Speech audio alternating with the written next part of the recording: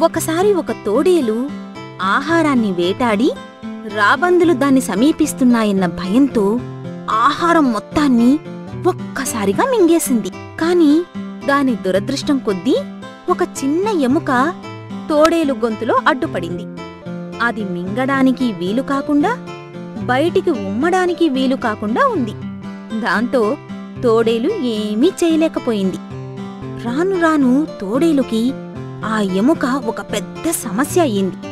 దాంతో ఆ తోడేలు ఏమీ తినలేక ఇబ్బంది పడుతోంది. అసలే అత్యాశగల ఆ తోడేలుకు ఆహారం లేకుండా ఉండటం భరించలేని కష్టంగా అనిపించింది. ఇక తన వల్ల కాదని తెలుసుకున్న ఆ తోడేలు ఒక కొంగ సాయం కోరాలని నిర్ణయించుకుంది. కొంగ తప్పకుండా ఆ ఎముక ముక్కను ఎలాగైనా సరే బయటకు తీస్తుందని దాని గట్టి నమ్మకం. అసలే కొంగకు ఈ మోసకారి తోడేలంటే భయం. అందువల్ల అది దానికి సాయం చేయడానికి ఒప్పుకోలేదు. అయితే తోడేలు ఇక మీదట కొంగకి ఎటువంటి హాని చెయ్యనని దానికి మాట ఇచ్చింది.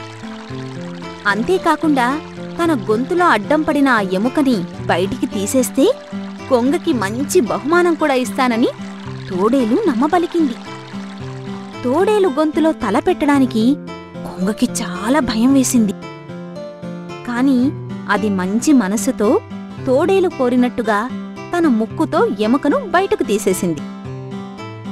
గొంతులో అడ్డుపడిన ఎముక బయటికి రాగానే తోడేలు అక్కడి నుండి బయలుదేరింది. "నువ్వు నాకిస్తానన్న బహుమతి ఎక్కడా?" అని అడిగింది కొంగ తోడేలుని. "బహుమతా? నువ్వు నా నోట్లో తల పెట్టినప్పుడు నీ తలని నేను కొరక్కుండా వదిలేయటమే నీకు పెద్ద బహుమతి" అంది తోడేలు వంకరగా నవ్వుతూ. దుష్టులకు సాయం చేసి ప్రతిఫలం ఆశించకూడదు.